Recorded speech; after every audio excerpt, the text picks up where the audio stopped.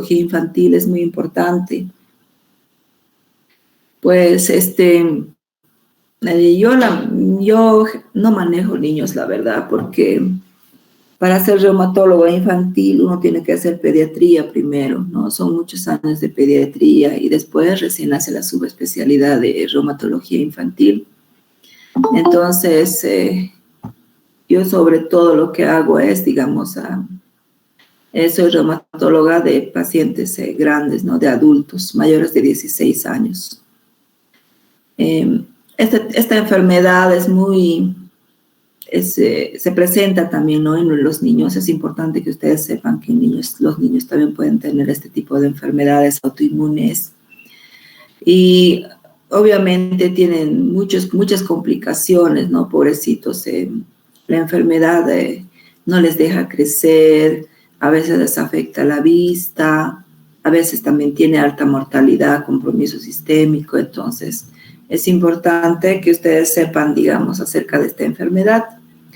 En el curso modular,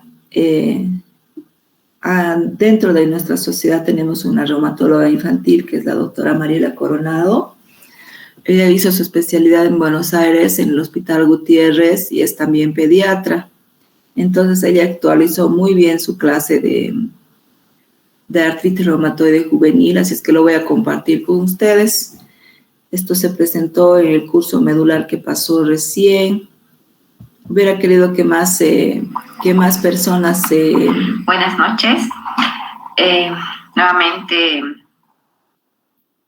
Hubiera querido que más personas se inscriban al curso modular, ¿no? Pero no fue posible. Pero por lo menos les voy a compartir esta charla, ¿ya? Y espero que para el segundo módulo se inscriban más, porque va a haber profesores invitados del extranjero también.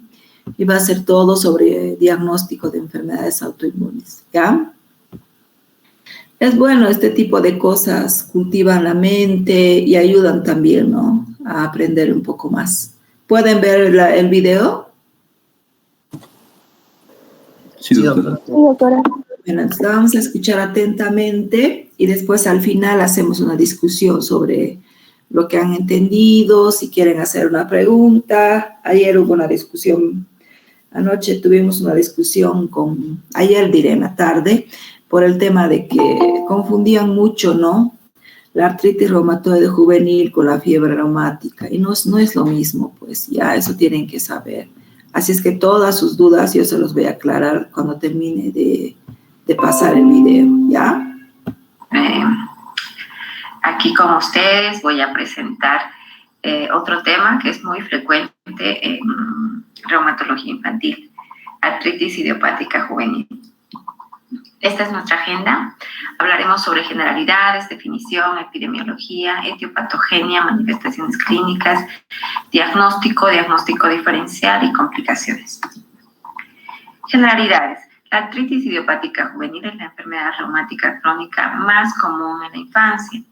No es una sola enfermedad, sino es un grupo heterogéneo de enfermedades caracterizadas por periodos de actividad y remisión. Se estima que el 60% de los pacientes llegan a la edad adulta con algún tipo de limitación funcional, lamentablemente.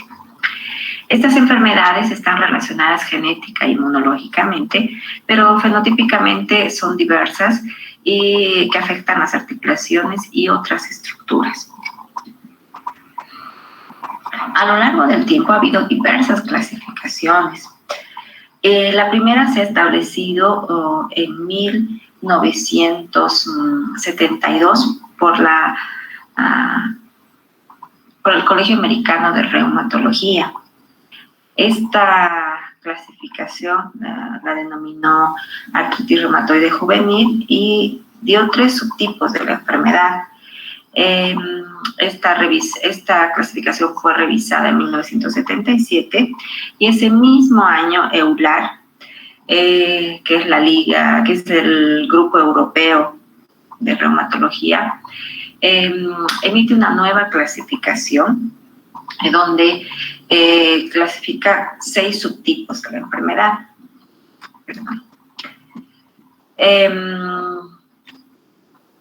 Posteriormente, En 1994, la Liga Internacional contra el Reumatismo hilar emite, debido a tantas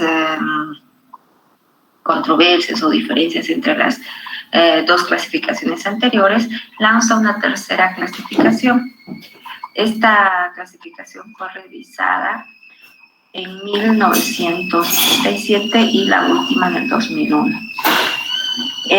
Las diferencias entre estas tres clasificaciones, en primer lugar, es la denominación. Para el Colegio Americano de Reumatología es artritis reumatoide juvenil, para EULAR artritis crónica juvenil y para hilar artritis idiopática juvenil. La edad de inicio para las tres clasificaciones son en menores de 16 años de edad. El tiempo de evolución de la artritis es similar para ACR e hilar, que son 6 semanas. Sin embargo, para EULAR considera que la artritis tiene que estar presente 3 meses. Y también la otra diferencia importante entre estas clasificaciones son el número de formas clínicas. Para ACR son 3 subtipos, para EULAR 6 y para hilar 7. Importante mencionar que la que se maneja actualmente es la clasificación de hilar. He considerado importante mencionar que la última clasificación de hilar actualmente está en revisión. Entonces, considero que en muy poco tiempo se va a lanzar la nueva clasificación en la que ustedes van a poder apreciar que la artritis idiopática juvenil sistémica se mantiene. Va a existir, se mantiene la artritis idiopática juvenil factor reumatoideo positivo. Ya se habla de artritis idiopática juvenil relacionada a espondiloartropatía. Ya no hablamos de una oligoartritis, sino de una artritis idiopática juvenil con factor reumatoideo, con anticuerpo antinuclear positivo, de otras artritis idiopáticas juveniles, las cuales no cumplen criterios para los trastornos A y B, y algunos otros grupos de artritis que están sin clasificar. Entonces, no queremos enredarles, pero es importante que ustedes sepan que se viene una nueva clasificación. Bueno, hay que definir lo que es la artritis idiopática juvenil. Hemos dicho que es una artritis crónica porque tiene que tener una duración de más de 6 semanas, que se debe presentar antes de los 16 años de edad, que afecta una o más articulaciones, que antes de asumirla como artritis idiopática juvenil debemos excluir otras causas que podrían explicar su origen, y que en el tiempo esta se va a subclasificar, sobre todo en la variedad oligoarticular, vamos a hablarlo más adelante, pero que tenemos desde el inicio de la enfermedad 6 meses para subclasificar un subgrupo de estas enfermedades. Creo que es importante hacer un alto en el tema y definir lo que es una artritis y hacer la diferencia de artralgias.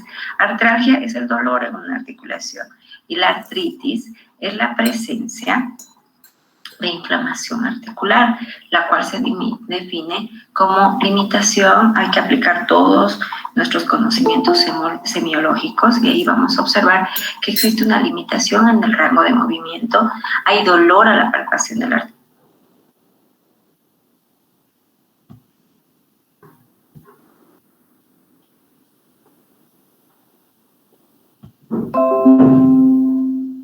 articulación, dolor con el movimiento, y muchas veces puede haber calor en el sitio de la articulación. Entonces, la artritis es la inflamación o efusión o 2 o más criterios antes mencionados. Tomarlo muy en cuenta. En cuanto a la epidemiología, la artritis idiopática juvenil en niños no es rara. La frecuencia real se desconoce, y más en nuestro medio. Lamentablemente aún nos falta realizar muchos estudios para poder tener estos datos. Puede variar con la etnicidad, susceptibilidad inmunogenética e influencias ambientales. En general se habla de una tasa de incidencia de 1.6 a 8.3 por cada 100.000 niños y una tasa de prevalencia de 3.8 a 400 por cada 100.000 niños. De acuerdo al tipo de artritis, de subtipo, se dice que la oligoarticular es más frecuente, se presenta, en el 50%, le sigue la poliarticular en 30% y la sistémica con 20%. En función al sexo, la sistémica es muy similar en ambos sexos. La poliarticular predomina en el sexo femenino en una relación de 3:1, al igual que la oligoarticular predomina en el sexo femenino en una relación de 5:1. En cuanto a la edad de presentación, es muy similar en la sistémica, se presentan en niños chiquitos, la poliarticular en escolares y preadolescentes, y la oligoarticular en generalmente menores de 6 años de edad. La etiopatogenia. La etiopatogenia es una enfermedad compleja, es una enfermedad autoinmune con una base genética y una herencia genética muy compleja, con una base ambiental en donde pueden intervenir eventos etiológicos múltiples o únicos, los cuales van a generar una respuesta inmune anormal y crear lo que se llama una respuesta autoinmune. Esta respuesta o esta disregulación inmunológica se perpetúa en el tiempo y es lo que va a generar esta enfermedad. Esta es la clasificación de ILAR, de la Liga Internacional contra el Reumatismo, que se la revisó en 1997, la última en el 2001. Son 7 subgrupos. La primera es la sistémica, en la que existe compromiso articular y compromiso sistémico. Estos niños presentan fiebre, linfadenopatías, visceromegalias, serositis. El segundo grupo es la oligoartritis. Aquí me van a entender un poquito como cuando hice la definición. Hablamos de oligoartritis cuando existe compromiso de 4 o menos articulaciones. Desde el momento del diagnóstico, se espera 6 meses en el seguimiento para subclasificarla. Si estos niños persisten con 4 o menos articulaciones comprometidas, se denomina oligoartritis persistente, pero si al cabo de los 6 meses existe más de 4 articulaciones comprometidas, podemos hablar de una oligoartritis extendida. El tercer grupo es la poliartritis factor reumatoideo negativo. La enfermedad donde existe compromiso de más de 4 articulaciones, este anticuerpo negativo.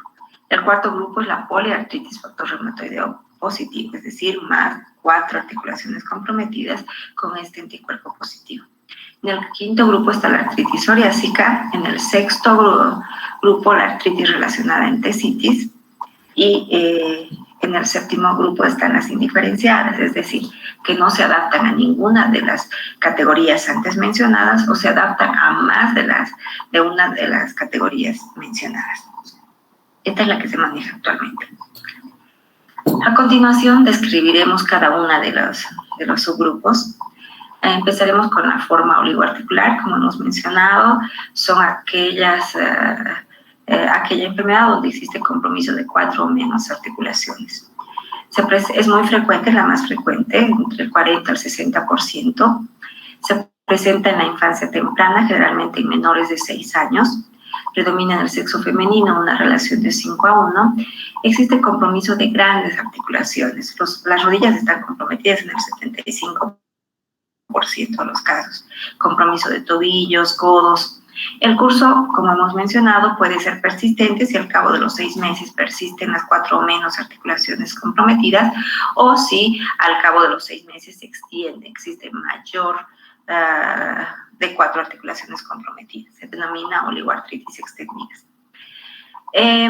Esta forma de comienzo se caracteriza por brotes con remisiones y exacerbaciones.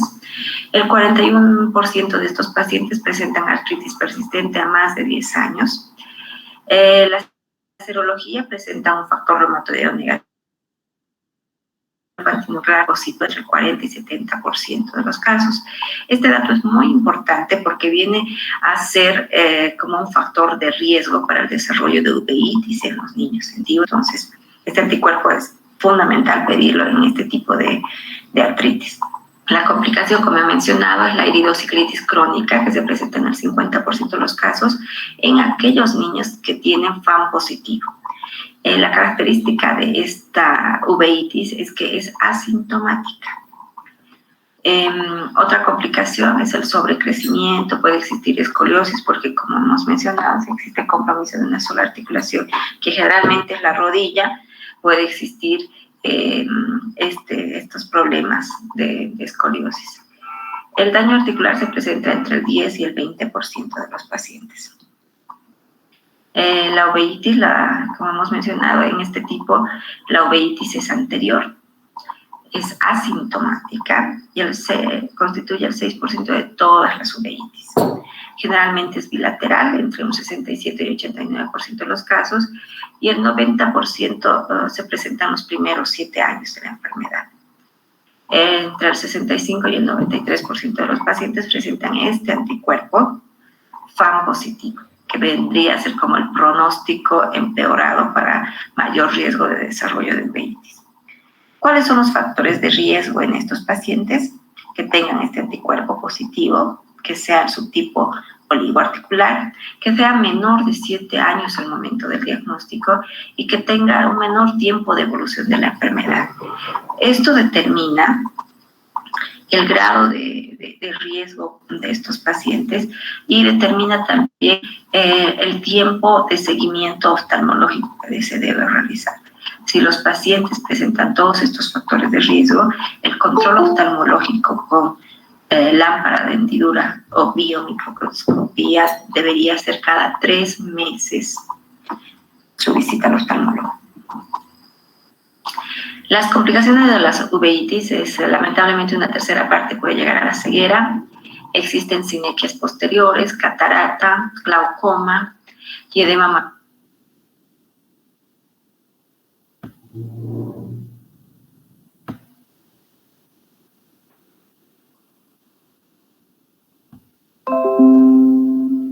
macular y del disco óptico.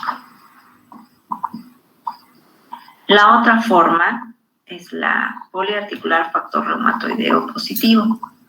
Se presenta en el 10% de los pacientes, generalmente en mayores de 8 años de edad, es una infancia tardía.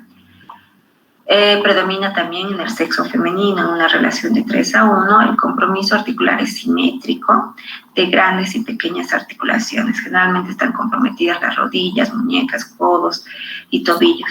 Y, como he mencionado, las articulaciones pequeñas de la mano, las metacarpofalángicas, interfalángicas, proximales y las distales. En cuanto a la serología, puede tener un anticuerpo antinuclear positivo en el 50% de las pacientes, que no significa nada. El curso es severo entre el 40 y 50% de las pacientes. La evolución es severo porque esta artritis se comporta como la artritis reumatoide del adulto y puede evolucionar hacia una erosión y anquilosis temprana si no se hace un tratamiento, un diagnóstico y tratamiento tempranos. Puede presentarse nódulos reumatoideos entre el 5 y 10% de los pacientes. Y la presencia del factor reumatoideo es un marcador pronóstico. Es importante mencionar que nosotros debemos hacer la medición de este anticuerpo del factor reumatoideo en 2 oportunidades con una diferencia de 12 semanas. Teniendo estos 2 resultados positivos en este intervalo de tiempo, sí podemos dar el sello de este tipo de artritis poliarticular factor reumatoideo positivo. La de comienzo poliarticular factor reumatoideo negativo es más frecuente, se presenta en el 30% de los pacientes. La edad de presentación tiene 2 picos, uno entre los 2 y 3 años de edad y el segundo en la preadolescencia. Predomina en el sexo masculino. Existe también compromiso articular simétrico, grandes y pequeñas articulaciones. El anticuerpo antinuclear puede estar presente entre el 20 al 40%. Puede evolucionar a una artritis severa entre el 10 y 20% de los pacientes. Generalmente el curso es menos agresivo que el factor reumatoideo positivo y se dice y se ha visto obviamente que el 45% puede permanecer activa hasta hacia los 10 años de iniciada la enfermedad. La complicación, la discapacidad. La forma de comienzo sistémica se presenta entre el 10 y el 20% de los pacientes. Se presenta en la infancia temprana, generalmente en menores de 5 años de edad. Existe un ligero predominio en el sexo masculino. La artritis se presenta en el 90% de los pacientes y compromete grandes y pequeñas articulaciones. Es importante mencionar que muchos de los niños al debut no presentan compromiso articular. debutan con síntomas sistémicos y en el transcurso de la evolución se presenta el compromiso articular. Entonces, eso para tomarlo en cuenta. Las manifestaciones extraarticulares son fiebre de 39 a 40 grados centígrados, es una fiebre persistente, 2 picos diarios, presenta un rash. El rash es salmón evanescente, es decir, que aparece con la fiebre, es de color salmón, predomina en tronco y desaparece cuando la fiebre se va. La presencia de serositis se presenta en el 10%, puede haber derrame pericárdico, pleural e inclusive abdominal. Hay poliadenopatías, hepatoesplenomegalia. El curso puede ser un episodio único, puede ser persistente o recidivante.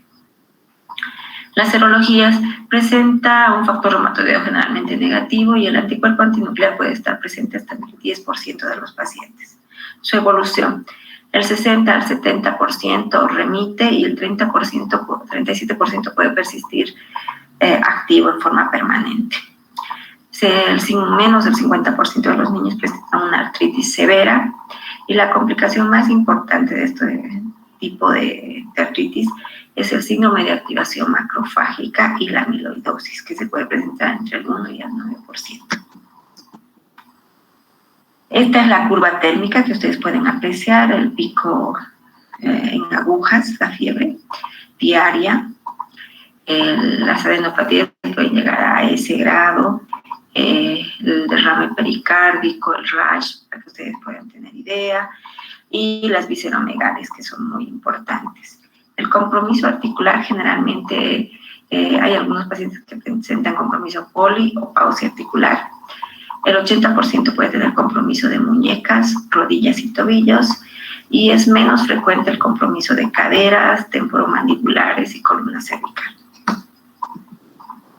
La artritis relacionada a entesitis se presenta en niños menores de 6 años de edad. La característica es que tienen el antígeno leucocitario B27 positivo. Presentan entesitis, como hemos mencionado. La entesitis es el dolor que se presenta en los puntos de inserción de los tendones, fascias a nivel del hueso. Generalmente el compromiso es a nivel del tendón de Aquiles, calcáneo, fascia plantar y tarso. Como ustedes pueden ver, aquí hay un gran compromiso del tobillo y en la radiografía casi fusión de los huesos del tarso. Es una oligoartritis asimétrica, generalmente existe compromiso de rodillas y tobillos, puede afectar al esqueleto axial, si no es al debut en el transcurso de la evolución, y existen episodios de uveitis aguda, a diferencia de la uveitis en oligoartritis. Esta es muy sintomática. La artritis psoriásica se presenta en la presencia simultánea de artritis o psoriasis o la artritis e historia familiar de psoriasis. Es importante investigar esta historia familiar en los familiares de primer grado. La característica es la presencia de dactilitis, como ustedes pueden ver en este dedito, o compromiso unguial, el pitting famoso, que se va a observar, o los hoyuelos a nivel de las uñitas. Existen otras características, mencionar que la artritis es asimétrica, que predomina en miembros inferiores, y también puede existir uveitis aguda en el 17% de los pacientes y pueden tener un anticuerpo antinuclear positivo. El PIGAS, ya he mencionado en el examen físico, sin embargo es importante mencionar que las iniciales de esta es paso, brazo, pierna y columna. Por favor, tomar en cuenta estas iniciales. Hemos dicho que es un instrumento clínico útil, fácil de utilizar para los no especialistas, que ha sido validado en las escuelas y es fundamental que todos sepamos realizar por lo menos este examen musculoesquelético básico. Nuevamente reitero que es importante revisar al paciente con la menor ropa posible, de pie, de frente, perfil, de espaldas. Hay que hacerle caminar al paciente primero de forma normal, después de punta de pies, luego con los talones, evaluar miembros superiores, las manos, pedirle al paciente que realice puño largo, puño corto, evaluar los carpos, si existe alguna limitación en la flexoextensión, evaluar miembros superiores, hombros, codos, evaluar la columna cervical, la articulación temporomandibular, evaluar miembros inferiores, caderas, rodillas, tobillos y finalmente la columna. Con simples maniobras nosotros vamos a poder detectar si este niño tiene un examen físico normal o anormal. La alteración del sistema musculoesquelético es fundamental para poder derivar de inmediato al profesional que corresponde. Bueno, en cuanto al diagnóstico. El diagnóstico es clínico. Es importante mencionar que no existe ningún examen que haga el diagnóstico. Es fundamentalmente clínico. De acuerdo a todos los criterios establecidos anteriormente, tenemos que tener una alta sospecha. El laboratorio es convencional, los laboratorios básicos que se deben realizar. Actualmente los laboratorios de genética ya están muy usados, y los biomarcadores, que si bien no nos sirven mucho en la práctica clínica, pero en los estudios de investigación sí aportan mucho, y los estudios por imagen. El laboratorio son 4 parámetros que debemos evaluar. Evidenciar primero la inflamación, con un hemograma simple, ver si hay leucocitosis, ver los restantes de fase aguda, eritrosegmentación, PCR, los cuales pueden estar elevados. También nos sirve para clasificar la enfermedad, como hemos mencionado, los anticuerpos antinucleares es fundamental y es pronóstico para la variedad oligoarticular, el factor reumatoideo, para la poliartritis, que también es un marcador pronóstico, y para las espondiloartropatías, el antígeno leucocitario B27, HLA-B27. También nosotros podemos evaluar la monitorización de la actividad con la dosificación de las inmunoglobulinas y la ferritina, sobre todo en la variedad sistémica. Y también nos sirve para monitorizar la toxicidad por el tratamiento. Fundamental pedir función hepática y renal. No nos olvidemos que todo medicamento se metaboliza en el hígado y se elimina en el riñón. Entonces, por eso es fundamental evaluar esto. Los autoanticuerpos. Hemos indicado que el anticuerpo antinuclear en la variedad oligoarticular puede estar presente hasta en el 50% y es un factor de riesgo para el desarrollo de uveitis.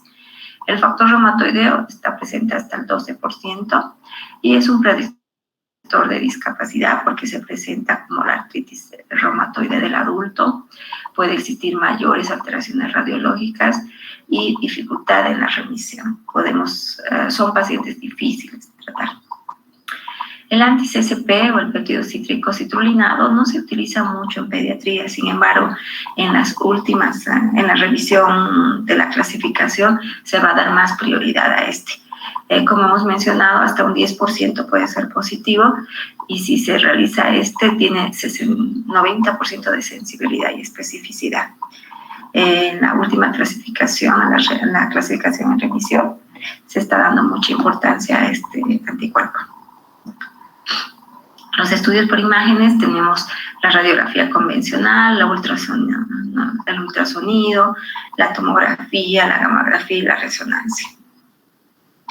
La radiología convencional debemos ver cambios radiológicos inespecíficos, algunos tempranos, edema de tejidos blandos. Normalmente podemos observar que hay aumento de las partes blandas, podemos observar la presencia de osteopenia o reacción perióstica.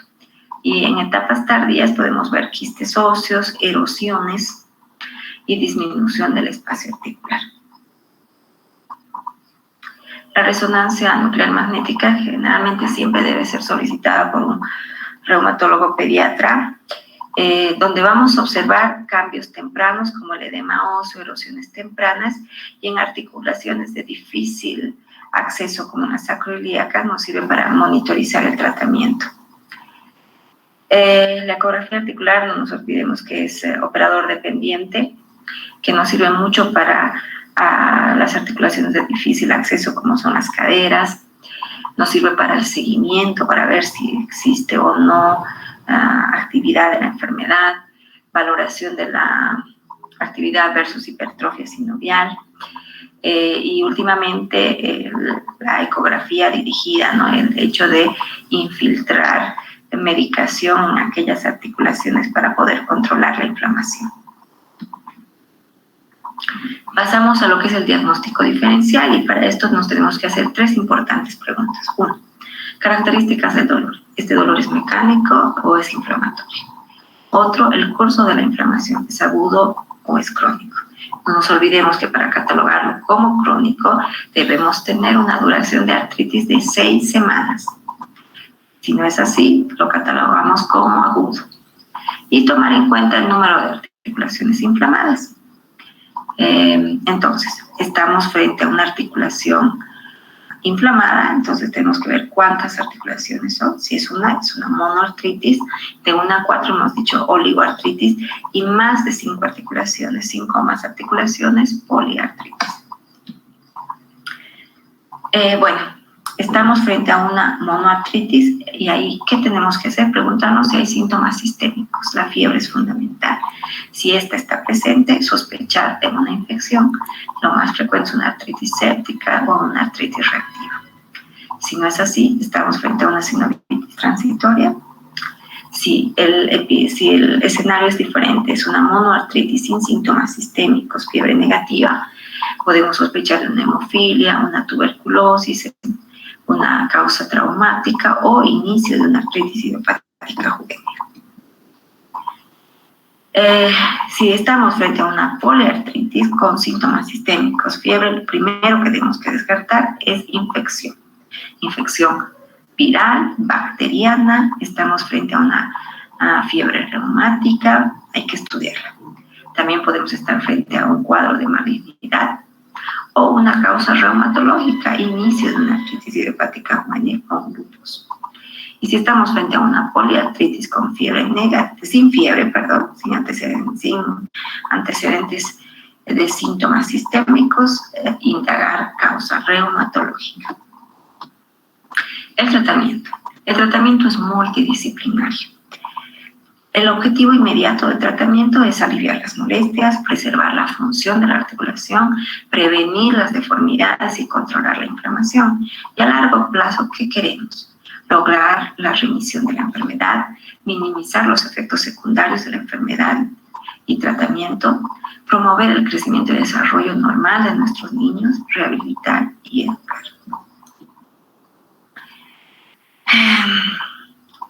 Este es un esquema muy bonito, puesto que nos indica que un tratamiento exitoso es limitar el daño articular y la pérdida de función. Requiere un diagnóstico temprano y oportuno, iniciación de agentes modificadores. El objetivo del tratamiento es detener la enfermedad y lograr la remisión. Nosotros tenemos esta ventana crítica de oportunidades. Nuestro tratamiento tiene que ser nuestro diagnóstico precoz y el inicio de inmediato. Miren que tenemos muy poco tiempo para actuar, porque entre el 50 al 70% de los pacientes presentan daño radiográfico en los primeros 2 años de comenzada la enfermedad. Entonces, como ustedes podrán ver, nosotros tenemos que actuar en una forma precoz, el treat to target, un tratamiento precoz. ¿En qué se basa? Nosotros vamos a hablar, en los otros módulos hablaremos más de tratamiento. Este es un pantallazo simple de tratamiento. El tratamiento es escalonado. Empezamos con AINES, el más utilizado es el naproxeno e ibuprofeno, con las dosis mencionadas ahí. El esteroide es una terapia puente. Mientras empiezan a actuar los medicamentos modificadores de la enfermedad, podemos utilizar esteroides, pero en dosis muy bajitas. Y los inmunomoduladores y el medicamento de elección es el metotrexate. Las sulfasalacinas, la ciclosporina, la hidroxicloroquina no tiene mucha respuesta. Y la leflunomida, si bien se utiliza en niños, pero se ha visto que el metotrexate tiene un poder mucho más fuerte y una respuesta mejor en nuestros niños. La terapia biológica están aprobados para los niños.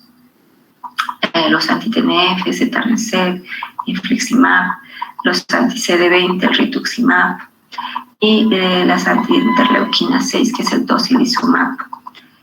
Tratamientos complementarios con calcio, vitamina D. Debemos siempre pensar en protección gástrica, es mucha medicación para nuestros pacientes, pensar en iniciar un protector gástrico con ranitidina, omeprazol, antiácidos. Y paralelo a todo este tratamiento tenemos que hacer kinesiología, terapia ocupacional y psicología. No nos olvidemos que hemos dicho que es un cambio total para el niño y la familia. Finalmente hablemos de complicaciones. Más de la mitad de los pacientes presentan algún daño orgánico después de 5 años de seguimiento. Este daño se ha visto que es casi 61% articular y 39% extraarticular. Hay alteraciones en el crecimiento, hay alteraciones oculares, hay alteraciones en la composición corporal. Y cada subtipo tiene su complicación específica. En cuanto a las alteraciones del crecimiento, los niños con AIJ tienen talla baja comparados con los niños sanos. Estas alteraciones de talla baja están relacionadas de acuerdo al subtipo, y se ha visto que la variedad poliarticular es la más afectada en relación a los otros subgrupos. Esto porque existe un aumento del catabolismo relacionado con la actividad de la enfermedad y la anorexia. Existe mayor cantidad de anti-TNF e interleuquina 6. Por ese motivo se presenta el aumento del catabolismo. Hay alteraciones hormonales con disminución de la IGF-1, déficit de la hormona del crecimiento, y los medicamentos también pueden contribuir a esto, con disminución de la función de los osteoblastos por el uso de esteroides. Y no nos olvidemos que si bien el medicamento de primera elección es el metotrexate, este tiene muchos efectos adversos a nivel digestivo, como náuseas, vómitos, inapetencia. Las alteraciones de la masa ósea, hasta el 50% de los niños con AIJ presentan problemas en alcanzar su pico de masa ósea. No nos olvidemos que en la edad infantil es la mayor captación de masa ósea y la que vamos a tener hasta la vida adulta. Entonces, imagínense lo que esto significa. Hasta un 26% existe una alteración radiológica con una osteopenia. Un tercio de nuestros pacientes presentan osteopenia sin uso de esteroides. Y los pacientes con AIJ tienen mayor riesgo de fracturas vertebrales comparados con niños sanos. Hasta el 53% de los adultos con AIJ presentan alteración de la densidad mineral ósea. O sea, el seguimiento y la derivación de nuestros pacientes a reumatólogos de adultos y tener en cuenta estos datos es fundamental. El riesgo cardiovascular. El 30% de nuestros pacientes tienen aterosclerosis. Hay alteraciones vasculares, las cuales se traducen en una disminución de la distensibilidad, elevada velocidad de onda de pulso, elevado índice de engrosamiento de la íntima en la carótida. Todos estos tres aspectos contribuyen a un predictor de riesgo de eventos cardíacos futuros. Entonces, también son datos a tomar en cuenta. El riesgo asociado a infecciones. En artritis idiopática juvenil, el riesgo de infecciones es 3 veces más en relación a los niños sanos. Y miren que el riesgo de una infección inmunoprevenible complicada está aumentada en estos pacientes, sobre todo por influenza, enfermedad neumocócica invasiva, herpes, infección por papilomavirus. Es terrible, solo el 60% de nuestros niños con enfermedad reumatológica tienen las vacunaciones. Entonces hay que concientizar, las vacunas son fundamentales. Los riesgos psicológicos y psicosociales. Hay alteraciones en las emociones de nuestros niños, 75% de depresión en relación a niños sanos, bajo autoestima hasta el 40% y ansiedad en el 75% de nuestros niños en relación a 34% en relación a niños sanos y 20% de disfunción familiar. O sea, son datos que definitivamente no los podemos desestimar y debemos hacer el manejo multidisciplinario con psicoterapia. Finalmente, las conclusiones. Se puede lograr la remisión y la inactivación en artritis idiopática juvenil en una proporción importante de nuestros niños a través de un diagnóstico temprano y tratamiento adecuado. Debemos conformar protocolos y estrategias de investigación para establecer el treat to target en artritis idiopática juvenil, o sea, un tratamiento adecuado y precoz. Y debemos hacer una vigilancia estrecha a largo plazo ante las preocupaciones acerca del uso de terapia biológica en la infancia y de todas las complicaciones que acabo de mencionar. Entonces, está en nuestras manos el diagnóstico y el tratamiento oportuno. Diagnostiquemos y mandemos al especialista correspondiente para que nuestros niños tengan una vida normal, lo más normal posible. Bueno, muchas gracias.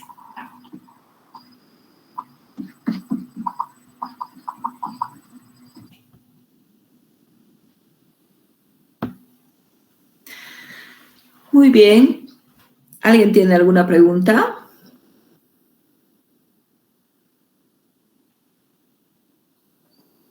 Doctora.